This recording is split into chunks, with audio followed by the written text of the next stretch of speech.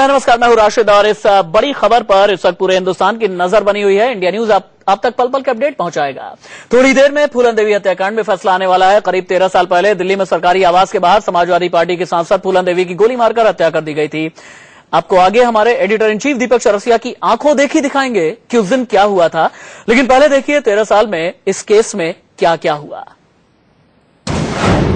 फूलन देवी हत्याकांड में फैसले की घड़ी। आरोपी शेर सिंह राणा पर फैसला आज। पटियाला हाउस कोर्ट सुनाएगी फैसला।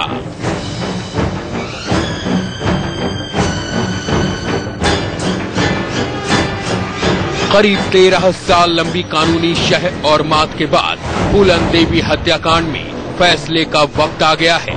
आज दिल्ली की पटियाला हाउस अदालत करीब 13 साल लंबी कानूनी शह और मात के बाद फूलन देवी हत्याकांड में फैसले का वक्त आ गया है। आज दिल्ली की पटियाला हाउस अदालत तमाम जिरह बहस सुनने के बाद हत्याकांड के मुख्य आरोपी शेर सिंह राणा पर अपना फैसला सुना देगी। अदालत किन आरोपों में राणा को दोषी पाती है, ये साफ हो जाएगा। कौन है शेर सिंह राणा? चंबल में डाकू रही और फिर राजनीति में उतरी फूलन देवी की 25 जुलाई 2001 को अशोका रोड स्थित फूलन देवी के बंगले के ठीक बाहर गोली मारकर हत्या कर दी गई थी। बकौल पुलिस हत्याकांड की साजिश शेर सिंह राणा ने रची थी और अपने सहयोगी राजवीर और धीरज राणा के साथ हत्या को अंजाम दिया था। मुख्य आरोपी राणा ने खुद ही पुलिस के सामने सरेंडर किया था। गिरफ्तारी के बाद शेर सिंह राणा करीब 3 साल तक तिहाड़ जेल में बंद रहा। जेल से कैसे फरार हुआ शेर सिंह राणा? 3 साल जेल में काटने के बाद 24 फरवरी 2004 को शेर सिंह दिल्ली की बेहद सुरक्षित कही जाने वाली तिहाड़ जेल से फरार हो गया था। फरारी के दौरान मुरादाबाद, गया, कोलकाता और बाकी कई जगहों पर छिपते छिपाते शेर सिंह राणा संजय गुप्ता के नाम से फर्जी पासपोर्ट बनवाकर बांग्लादेश भाग गया। करीब 2 साल बाद जब शेर सिंह राणा वापस कोलकाता आया तो दिल्ली पुलिस की स्पेशल सेल ने उसे साल 2006 में कोलकाता से गिरफ्तार कर लिया। बदला लेने के लिए किया कत्ल। पुलिस का दावा है कि शेर सिंह राणा ने फूलन देवी की हत्या बदला लेने के लिए की थी। फरवरी 1981 में फूलन देवी ने यूपी के बहमई गांव में ऊंची जाति के 21 लोगों की गोली मारकर हत्या कर दी थी। बकौल पुलिस इसी नरसंहार का बदला लेने के लिए शेर सिंह राणा ने अपने साथियों के साथ मिलकर फूलन देवी की हत्या की थी। विधानसभा चुनाव में हाथ आजमाया। उत्तर प्रदेश में जनवरी 2012 में हुए विधानसभा चुनाव में जेवर विधानसभा सीट से शेर सिंह राणा ने पर्चा भरा था। अदालत ने नॉमिनेशन के लिए राणा को इजाजत भी दी थी, लेकिन राणा चुनाव जीत नहीं सका। बहरहाल लंबे वक्त के बाद इस केस में आज वो दिन भी आ पहुंचा है जब अदालत दूध का दूध और पानी का पानी कर देगी। Bureau report, India news. Phoolan Devi के हत्यारे शेर सिंह राणा पर बड़ा फैसला आने वाला है। मेरे editor in chief Deepak Chaurasia भी हमारे साथ मौजूद रहेंगे, जो हमें ये बताएंगे कि 25 जुलाई 2001 को आखिरकार हुआ क्या था। दरअसल यूपी के मिर्जापुर से समाजवादी पार्टी के सांसद फूलन देवी की 25 जुलाई 2001 को दिल्ली के 44 अशोका रोड के पास गोली मार दी गई। जब खबर आई तो मेरे editor in chief Deepak Chaurasia संसद में थे। वो घटनास्थल पर सबसे पहले पहुंचे। उन्हीं की आंखों देखी देखिए कि 44 अशोका रोड पर हुआ क्या था।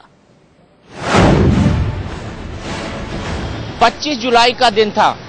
संसद में लंच ब्रेक हुआ था। हम सभी लंच कर रहे थे। सांसद भी लंच के लिए निकले थे।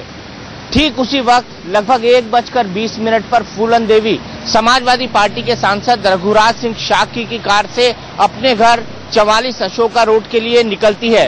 वो यहाँ पर उनकी गाड़ी टाटा सफारी के अंदर पहुंचती है और अपने गार्ड बलविंदर सिंह के साथ इसी जगह पर उतरती हैं अपने घर के अंदर 44 अशोका रोड के अंदर जाने के लिए। ठीक उसी वक्त इस सड़क से 3 नकाबपोश सवार उतरते हैं और ताबड़तोड़ गोलियां बरसाते हैं। फूलन देवी तब यहां खड़ी होती हैं और उनके साथ उनके गार्ड बलविंदर सिंह खड़े होते हैं, जो फूलन देवी के बचाव में गोलियां चलाते हैं। एक गोली उन्हें भी लगती है, लेकिन वो नकाबपोश हमलावरों को मार गिराने में नाकामयाब होते हैं। इस बीच फूलन देवी पर 3 गोलियां सर पर और 3 गोलियां उनकी छाती में लगती हैं।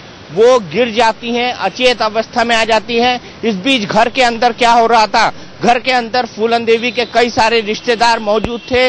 वे भागकर बाहर की तरफ आते हैं, गोलियों की आवाज सुनते हैं। ये फूलन देवी का उस वक्त का घर था और गोलियों की आवाज सुनकर वो लोग भागकर बाहर आते हैं। उनमें से एक विवेक था, उनका भतीजा, और एक विजय था, उनकी दूर के रिश्तेदार का पति। विजय और विवेक दोनों भागकर बाहर आते हैं। उमा नाम की उनकी एक रिश्तेदार भागकर बाहर आती हैं और यहाँ पर वो फूलन देवी को पड़ा देखते हैं। इस जगह पर फूलन देवी पड़ी थी और लगातार उनसे खून बह रहा था। विवेक उनका भतीजा एक कपड़े से खून को रोकने की कोशिश करता है। एम्बुलेंस को बुलाया जाता है, लेकिन एम्बुलेंस 20 मिनट की देरी से आती है। इसीलिए एक प्राइवेट वैन के जरिए ये तय होता है कि उनको राम मनोहर लोहिया अस्पताल ले जाया जाए। तमाम रिश्तेदार उनको उठाते हैं, राम मनोहर लोहिया अस्पताल की तरफ ले जाते हैं और इस बीच जो खून निकल रहा होता है उसको रोकने की कोशिश की जाती है, लेकिन वो नाकामयाब होते हैं और तुरंत राम मनोहर लोहिया अस्पताल की तरफ फूलन देवी को ले जाया जाता है। हैरानी की बात यह है कि शेर सिंह राणा ही सुबह फूलन देवी को मारुति चलाकर संसद भवन तक ले गया था।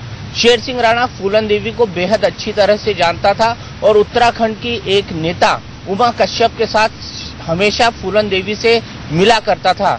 यही कारण है कि उसे फूलन देवी की मारुति कार चलाने का मौका मिला, लेकिन हत्या के वक्त वो स्पॉट पर मौजूद नहीं था। फूलन देवी को राम मनोहर लोहिया अस्पताल ले जाया जा रहा था, लेकिन उनका खून लगातार बह रहा था। उनका भतीजा विजय बड़ी मुश्किल से खून को रोकने की कोशिश कर रहा था। गार्ड बलविंदर इधर उधर झांक रहा था और किसी भी तरह से सहायता की गुहार लगाई जा रही थी। लगभग 10 मिनट का रास्ता है फूलन देवी के घर से राम मनोहर लोहिया का अस्पताल का, लेकिन फिर भी फूलन देवी की सांसें लगातार उखड़ती जा रही थी। ये फूलन देवी वही फूलन देवी थी जिसे बैंडिट क्वीन के नाम से जाना जाता था और जिसके नाम पे कई सारे निर्मम और क्रूर हत्याकांड थे। बेहमई हत्याकांड वो हत्याकांड था जिसने फूलन देवी को फूलन देवी यानी बैंडिट क्वीन बनाया था। फूलन देवी का एक लंबा इतिहास रहा है। उसे अर्जुन सिंह ने सरेंडर कराया था और उसके बाद वो जेल गई थी, लेकिन मुलायम सिंह यादव ने उनके मुकदमे वापस ले लिए थे, साथ ही अर्जुन सिंह ने उनके मुकदमे वापस ले लिए थे। इसीलिए 1996 में उन्हें भदोही मिर्जापुर से टिकट मिला था और वे समाजवादी पार्टी के टिकट पर सांसद बनी थी। और ठीक इसी तरह जिस तरह से हम लगभग 7 से 8 मिनट के अंदर राम मनोहर लोहिया अस्पताल पहुंचे हैं, राम मनोहर लोहिया अस्पताल के इसी गेट पर फूलन देवी पहुंचती हैं और अंदर जाने के लिए संघर्ष करती हैं इस ट्रैफिक के अंदर।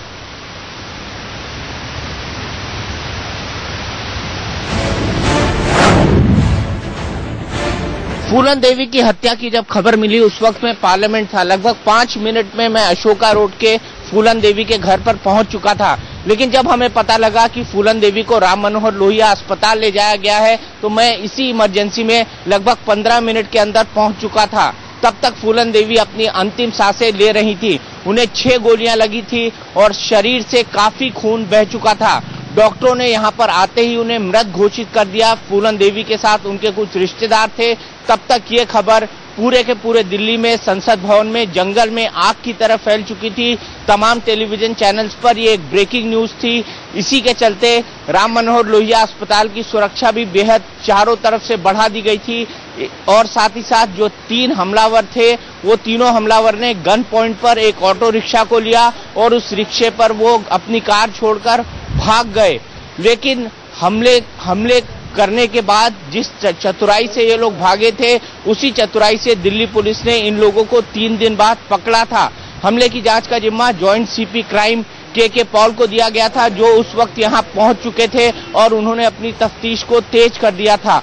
फूलन देवी को इमरजेंसी से मॉर्चुरी में शिफ्ट किया गया। उसके बाद 3 डॉक्टरों की टीम ने उनका पोस्टमार्टम किया, लेकिन साथ ही साथ बड़ा सवाल खड़ा हो गया था कि लुटियन जोन्स के अंदर वीवीआईपी की सुरक्षा क्या भगवान भरोसे है, और इसी को लेकर कई दिनों तक संसद के अंदर चर्चा चलती रही। कैमरामैन कमल के साथ दीपक चौरसिया, इंडिया न्यूज, दिल्ली।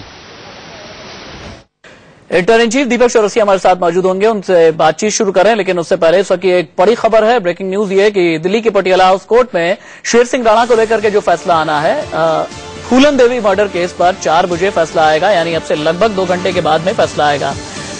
10वीं सुंदरी से सांसद बनी फूलन देवी हत्याकांड मामले में अदालत अपना फैसला सुनाएगी। 4 बजे का वक्त मुकर्रर किया गया है। फूलन देवी कुख्यात 10वीं सुंदरी सांसद फूलन देवी हत्याकांड में आज पटियाला हाउस कोर्ट फैसला सुनाएगा। 14 साल पहले 2001 में फूलन देवी की हत्या उनके घर के गेट पर ही कर दी गई थी। इंडिया न्यूज संवाददाता आशीष सिन्हा फोन लाइन पर मेरे साथ मौजूद है। आशीष, ताजा अपडेट। देखिए, 2 बजे के लिए ऑर्डर रिजर्व था कि आज 2 बजे ऑर्डर प्रोनाउंस कर दिया जाएगा। क्या शेर सिंह राणा और जो 11 और दूसरे एक्यूज हैं उनको सम्मिलित करके कि क्या वो दोषी हैं कि नहीं, लेकिन अभी तक ऑर्डर तैयार नहीं हुआ है। 2 बजे हियरिंग के लिए कोर्ट जरूर बैठी थी, लेकिन कोर्ट ने कहा कि अभी ऑर्डर तैयार नहीं हुआ है, इसलिए ऑर्डर 4 बजे के तकरीबन आएगा। इंतजार 2 घंटे का और करना होगा राशि, जब दिल्ली की पटियाला हाउस कोर्ट अपना फैसला सुनाएगी। ठीक है आशीष, दोबारा आपके पास लौट के आएंगे। Editor in chief Deepak Chaurasia के पास हम चलते हैं। दीपक जी, 25 जुलाई 2001 आपने बखूबी बताया कि क्या हुआ था उस दिन, पल पल का जो घटनाक्रम बदल रहा था आपने अपनी रिपोर्ट में हमें समझाया। 25 जुलाई 2001 से लेकर के आज तक 13 साल में इस केस में क्या क्या हुआ, किस तरीके से हुआ? इस केस में बड़े उतार चढ़ाव हुए हैं राशिद, और अगर इस केस की बात करी जाए तो शेर सिंह राणा बड़ा दिलचस्प शख्स निकला। जेल तोड़कर भाग गया। जेल तोड़कर भागने के बाद उसने कहा कि वो पृथ्वीराज चौहान की जो है अस्थियां लेने जा रहा है। वो अपने आप को एक जाति विशेष, समुदाय विशेष का बताता रहा, और उसने कहा कि वो बेहमई हत्याकांड का बदला लेना चाहता है, इसीलिए उसने फूलन देवी की हत्या करी है। और वो लगातार ये कहता रहा कि उसका मुख्य मकसद यही था। उसने कन्फेस किया, बाद में जेल के अंदर एक किताब लिखी, और किताब के लिखने के बाद वो लगातार कहता रहा कि मैंने फूलन देवी की हत्या नहीं की है, पुलिस ने मुझसे जबरदस्ती ये कबूलवाया है। तो कई तरह के रंग उसने बदले। जिस तरह से वो फर्जी पासपोर्ट बना के गया, जिस तरह से फर्जी पासपोर्ट के सहारे वो बांग्लादेश गया, जिस तरह से बांग्लादेश से वापस आया और उसको कोलकाता के अंदर धरा गया, तो ये बताता है कि किस तरह का कैरेक्टर था। पहले वो फूलन देवी के घर के अंदर दाखिल होता है। दिलचस्प बात यह है कि जिस दिन फूलन देवी की हत्या होती है उसी दिन उनकी मारुति कार चलाकर वो उनको संसद के अंदर ले जाता है, और वही व्यक्ति जो है उस पूरी की पूरी हत्या की प्लानिंग करता है।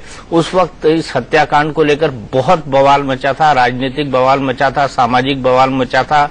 एक ऐसी व्यक्ति की हत्या हुई थी जो बैंडिट क्वीन रही थी, जो जेल में रही थी, और उस वक्त डाकुओं को लेकर एक बड़ा सोशल कैंपेन चला हुआ था फूलन देवी के आसपास, तो खास तौर पर। और फूलन देवी के लिए कहा जाता था कि वो बैंडिट क्वीन है। फूलन देवी पर पुस्तकें लिखी गई थी, फूलन देवी पर फिल्म बनी थी जो लगातार कंट्रोवर्सी में रही थी। तो शेर सिंह राणा एक ऐसा कैरेक्टर था जिसने न केवल फूलन देवी की हत्या की पूरी प्लानिंग की, बल्कि कोर्ट अभी शायद जजमेंट सुनाए कि हत्या के अंदर वो पूरी तरह से शामिल था। तो उसने घर में घुसकर ये सब किया, ये सब जानते हैं, और इसीलिए उसका गुनाह और बड़ा हो जाता है, क्योंकि कहा जाता है कि घर का भेदी लंका ढाए। एक एक करके अब पूरे 80 के दशक से लेकर के आज तक की कहानी हम समझेंगे दीपक के जरिए। दीपक, ये समझाइए कि आमतौर पर फूलन देवी को 80 के दशक की शुरुआत में गरीबों का पैरोकार तक समझा जाता था, रॉबिन हुड की छवि के तौर पे देखा जाता था। 1981 का वो दौर है जब राष्ट्रीय और अंतर्राष्ट्रीय सुर्खियों में रही फूलन देवी। उन्होंने ऊंची जातियों के 22 लोगों का कथित नरसंहार किया, और ये बहुत बड़ा मामला था बेहमई में। फूलन के 10वीं सुंदरी बनने की कहानी क्या है दीपक? फूलन के 10वीं सुंदरी बनने की कहानी अगर उसको देखा जाए तो मजबूरी भरी है। मजबूरी उसके अंदर भरी है, उसके अंदर दर्द है, उसके अंदर मजबूरी के साथ साथ उसके अंदर एक ऐसी की ऐसी पूरी की पूरी दास्तान है, ऐसा पूरा का पूरा वाकया है, ऐसी पूरी की पूरी उसकी कहानी है कि उसको सुनते, उसको समझते हमको हमारे मन में एक दर्द पैदा होगा कि आखिरकार गांव की एक छोटी सी लड़की छोटी सी उम्र में उसको डाकू उठा ले जाते हैं, वो कैसे 10वीं सुंदरी तक का सफर पूरा कर लेती है। दरअसल चंबल के जो पूरे के पूरे जंगल है, वहां पर पकड़ बहुत बड़ा शब्द है। पकड़ यानी आप किसी को किडनैप कर लेते हैं। माफ कीजिएगा, फूलन देवी को भी इसी तरह डाकू उठाकर ले गए थे। पहले उनका गुरु रहा था। गुरु रहने के बाद डाकू मानसिंह उसका गुरु रहा, उसके साथ रही। फिर वो तीसरे एक डाकू के साथ रही और उसके बाद उसने एक एक कर अपराध करने शुरू किए। बेहमई का हत्याकांड किया। उसके पहले वो छोटे छोटे अपराध करती थी, लेकिन जब भी उससे पूछा जाता था, कई इंटरव्यूज किए हमने उसके बाद, उसके रिहा होने के बाद और बेहमई के हत्याकांड के बाद बार बार जो है वो यही कहती थी कि बेहमई का हत्याकांड उसने नहीं किया है, सिर्फ उसका नाम लेकर उसको फंसाया गया है। बार बार लोग ये कहते थे, कुछ लोग जाते थे फूलन देवी का नाम लेते थे और फूलन देवी के नाम से बेहमई का हत्याकांड उन्होंने किया है।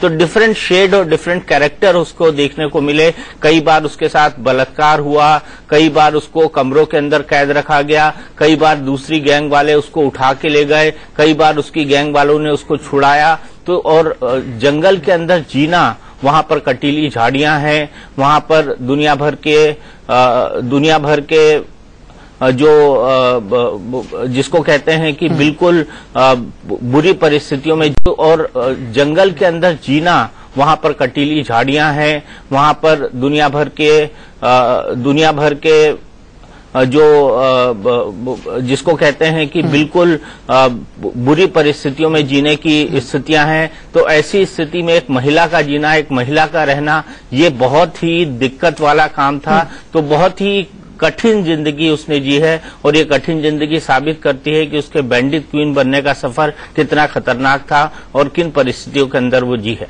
एक बार बेहमई भी चलते हैं। मेरे सहयोगी विपिन चौबे बेहमई से मेरे साथ फोन लाइन पर मौजूद हैं।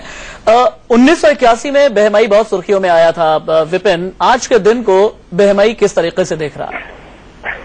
देखिए, बेहमई आक्रोश, क्योंकि जब आप फूलन देवी हत्याकांड की बात करते हैं तो बेहमई हत्याकांड, बेहमई नरसंहार की बात होनी जरूर हो जाती है।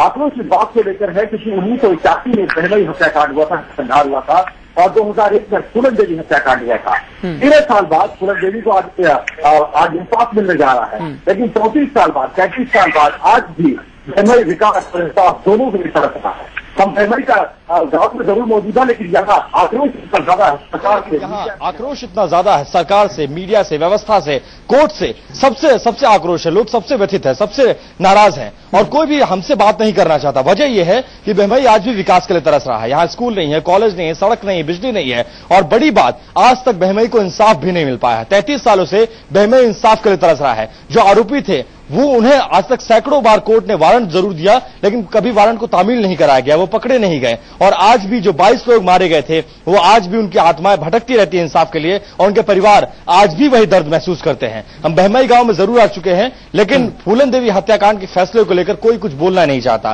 क्योंकि लोग नाराज हैं, लोग व्यथित हैं और शायद इसीलिए अपने घरों में कैद होकर दूर से हमें देखना जरूर चाहते हैं, लेकिन हमसे बात नहीं करना चाहते हैं। जी दीपक, बिना मुकदमा चलाए 11 साल तक जेल में रहने के बाद फूलन को 1994 में मुलायम सिंह यादव की सरकार ने रिहा किया। ऐसा कहा जाता है कि 1994 के बाद से जब उनका राजनीतिक सफर लगभग शुरू सा होना हुआ तो उन्हें दलित समाज के लिए प्रतीकात्मक तरीके से देखा जाने लगा था। एक राजनेता के तौर पर फूलन का सफर क्या था? एक राजनेता के तौर पर फूलन को दबे कुचले समाज की आवाज के तौर पर देखा गया। वो मल्लाह समुदाय से आती थी। मल्लाह समुदाय बहुत, जिसको कहते हैं ओबीसी के अंदर और पिछड़ा हुआ ओबीसी, यानी महापिछड़ा जो समुदाय कहा जाता है, उससे वो आती थी। मल्लाह समुदाय बेसिकली उनकी जो आजीविका होती है वो नाव चलाना होता है। नाव चलाते हैं और नाव चलाने के साथ साथ वो मछली पकड़ते हैं। मछली पकड़ने के साथ साथ उनको बाजार के अंदर बेचते हैं। तो फूलन देवी जो है उस समुदाय से आती थी। यमुना किनारे रहती थी, यमुना को अपनी मां मानती थी और उनके पिताजी और उनकी माता बेहद गरीब थे। 2 जून का खाना उनको नसीब नहीं होता था और यही कारण था कि वहां पर दुश्मनियां जो हैं बड़े तबके और छोटे तबके में बहुत हो जाती थी और जंगल में जाकर लोग बागी बन जाते थे। और यही बागी बनने का सफर जो है वो डाकू समस्या के रूप में, दस्यु समस्या के रूप में मध्य प्रदेश और उत्तर प्रदेश के जंगलों में उस 80s में बहुत देखने को मिलता था। और बाद में अर्जुन सिंह ने सरेंडर कराने की एक प्रक्रिया शुरू की और उन्होंने ही सरेंडर कराया था मुख्यमंत्री के तौर पर बैंडिट क्वीन यानी दस्यु सुंदरी फूलन देवी को। तो यहाँ जो सबसे बड़ी बात है वो ये है कि वो मल्लाह जाति से आती थी और उन्होंने संसद के अंदर एक दिलचस्प प्रस्ताव रखा था। वो ये रखा था कि नेवी डाइविंग के अंदर, नेवी के अंदर जो लोग रखे जाते हैं वो मल्लाह समुदाय से रखे जाते हैं, क्योंकि मल्लाह समुदाय के लोगों को इसलिए रखना चाहिए क्योंकि वो नेचुरल स्विमर होते हैं, बचपन से स्विमिंग करते हैं और इसलिए जो करोड़ों रुपए का खर्च आप लोगों को डाइविंग के अंदर सिखाते हैं, आप लोगों को स्विमिंग के अंदर सिखाते हैं, आपको वो सिखाना नहीं पड़ेगा। तो ऐसे कई सारे विलक्षण सुझाव थे वो संसद के अंदर देती थी। और जब उनका राजनीतिक करियर शुरू हुआ था तो मैं ये भी बताना चाहूंगा कि वो अपना पहला चुनाव भदोही मिर्जापुर से जीती थी। जब वो अपना पहला चुनाव जीती थी तब प्रधानमंत्री डॉक्टर मनमोहन सिंह अपना पहला लोकसभा चुनाव लड़े थे और वो लोकसभा चुनाव हार गए थे। ठीक है, ये एक बड़ी दिलचस्प सा तथ्य बताया है दीपक ने। दीपक, आपके साथ आगे हम बातचीत करेंगे। विपिन चौबे भी मेरे सहयोगी मौजूद हैं और नरेश बिस्वानी के पास में चलेंगे। दिल्ली के पटियाला हाउस कोर्ट में क्या कुछ चल रहा है नरेश बिस्वानी हमें बताएंगे, लेकिन उससे पहले मेरे सहयोगी मनोज वर्मा ने फूलन देवी के पति उमेद सिंह से बातचीत की है, देखिए। फैसले की घड़ी आ ही गई। जी हां, हम बात कर रहे हैं फूलन देवी मर्डर केस की। इस वक्त हमारे साथ उमेद सिंह जी मौजूद हैं जो उनके हस्बैंड हैं। सर बताइए, 13 साल का लंबा इंतजार किया आपने और आज फैसले की घड़ी आ गई, कितनी कठिनाइयों का सामना करना पड़ा आपको? देखिए, हमारे देश में जो बाबा साहब भीमराव अम्बेडकर जी ने जो कानून बनाया था वो बनाया था सबके लिए बराबर, लेकिन कानून को दो तरह से इस्तेमाल किया जाता है हमारे देश में। एक गरीब दलित महिला सीटिंग मेंबर ऑफ पार्लियामेंट, उसकी सरेआम दिल्ली के अंदर हत्या कर दी गई। हम बार बार मांग करते रहे सीबीआई जांच कराओ, सीबीआई जांच कराओ, लेकिन आज तक उसकी जांच तो छोड़िए, आज 13 साल हो गए। 13 साल में अभी फैसला आने दो, देखते हैं क्या आता है उसमें। सर थोड़ा सा बैकग्राउंड के बारे में जानना चाहेंगे, क्या हुआ था उस दिन, आप मतलब क्या वक्त रहा था और किस तरीके से घटना को अंजाम दिया गया था? देखिए, वो सब है उसमें कोर्ट में लगा रखा है, सब लगा हुआ है। बाकी सारा फैसला आने दो, उसके बाद देखते हैं उसमें क्या आता है निकल के, फिर उसके बाद देखते हैं। थोड़ा सा एक बैकग्राउंडर के बारे में बता दीजिए, कितनी कठिनाइयों का आपको सामना करना पड़ा? कठिनाई तो ये है, चारों तरफ से धमकियां मिल रही हैं, चारों तरफ से धमकियां मिलती रही और ऐसी गरीबों के साथ, अगर गरीब तो लड़ाई भी नहीं लड़ पाता अपनी, बहुत सारे गवाहों को भी तोड़ने का प्रयास किया गया और प्रभावित भी किया उनको। बाकी अभी देखो क्या माननीय न्यायालय क्या जजमेंट देते हैं, उनका देखते हैं। राणा का ये भी कहना था इस पूरे मामले पर कि उसने जो हत्या की थी वो जो मर्डर हुए थे उसको लेकर के की थी और बाद में फिर इस बात से मुकर गया था। ऐसा है, ऐसा कुछ भी नहीं। इसके पीछे बहुत बड़ी जो ना कंट्रोवर्सी है, इसके पीछे बहुत बड़ी साजिश है। गोली चलाने वाले ये है, लेकिन गोली चलवाने वाला कौन है वो सामने नहीं आए। ये थे हमारे साथ उमेद सिंह जी जो कि फूलन देवी के हस्बैंड थे। इनका साफ तौर पर यह कहना है कि फैसले का इंतजार कर रहे हैं और 13 साल इन्होंने लंबा इंतजार किया है और कुछ ही देर बाद इस मामले पर फैसला आने वाला है। कैमरामैन पंकज के साथ मनोज वर्मा, इंडिया न्यूज, दिल्ली। चलिए, दीपक के साथ हम बातचीत आगे बढ़ाएंगे। बेमई से लाइव विपिन चौबे हैं। पटियाला हाउस कोर्ट एक बार में चलते हैं हम। नरेश, दिल्ली के पटियाला हाउस कोर्ट में क्या चल रहा है? जी देखिए, यहाँ पर काफी ज्यादा अफरा तफरी का माहौल है, काफी भारी तादाद में पुलिसकर्मी तैनात हैं, सीआईएसएफ के पुलिस कर्मी भी यहाँ पर आए हुए हैं क्योंकि मामला काफी ज्यादा की वजह से नरेश बिस्वानी को मैं सुन नहीं पा रहा हूँ। नरेश, आते हैं दोबारा आपके पास। दीपक, फूलन देवी का आगे का जो परिवार है वो राजनीति में क्यों नहीं आया? क्योंकि उनमें आपस में झगड़े थे। उम्मीद चाहते थे कि वो टिकट ले लें समाजवादी पार्टी का, मुन्नी उनकी बहन चाहती थी वो टिकट ले लें, उनकी मां चाहती थी वो टिकट ले लें, लेकिन मुलायम सिंह यादव इस टेंटेड परिवार के किसी भी व्यक्ति को टिकट देना नहीं चाहते थे। वो जानते थे कि उनका प्रोफाइल बड़ा छोटा है, वो जानते थे कि अगर इनमें से किसी को टिकट दे दिया तो आपस में इनका इतना झगड़ा हो जाएगा, इतना कॉन्फ्लिक्ट हो जाएगा कि उनकी पार्टी की आगे चलकर बदनामी होगी। और उस वक्त अमर सिंह पार्टी के अंदर बेहद सक्रिय थे और उन्होंने मुलायम सिंह को सलाह दी थी कि अब इस परिवार से नाता तोड़ लेना ही बेहद बेहतर होगा, क्योंकि फूलन देवी और उम्मेद सिंह के लगातार संपत्ति विवाद को लेकर बेहद झगड़े होते थे। इसीलिए शुरुआत में उम्मेद सिंह जो उनके पति थे उनको भी सस्पिशियस रखा गया था, उनको भी सस्पिशियस की कैटेगरी में रखा गया था। मैं उस वक्त भूल रहा था, लेकिन मैं अब आपको याद दिला दूं कि फूलन देवी को जिस पहले डाकू ने उठाया था उसका नाम मानसिंह वन के नाम से वो जाना जाता था। उसके बाद उसने कुछ दिन फूलन देवी को रखा फूलन देवी उसके साथ रही। उसके बाद उसकी मौत के बाद वो मानसिंह, दूसरे मानसिंह के पास गई, डाकू मानसिंह के साथ उसने लंबा समय बिताया और फिर वो विक्रम मल्लाह के साथ रही और उसी के बाद उसने 1983 में अर्जुन सिंह के सामने सरेंडर किया। तो ये उसकी पूरी कहानी है। और उसके बाद वो तिहाड़ जेल आई और तिहाड़ जेल में मुलायम सिंह यादव ने उसके तमाम केस माफ किए, कामिनी जायसवाल ने उसका केस लड़ा, तब वो जेल से बाहर आई। ये पूरी कहानी है फूलन देवी। बहुत शुक्रिया दीपक, आपका हमारे साथ रहने के लिए। 4 बजे आएगा फैसला। दीपक चौरसिया हमारे साथ में मौजूद रहेंगे। विपिन चौबे आपका शुक्रिया, नरेश आपका भी बहुत बहुत शुक्रिया। वक्त ब्रेक का हो चला है, कहीं मत जाइएगा, बस थोड़ा सा इंतजार के बाद खबरें जारी हैं।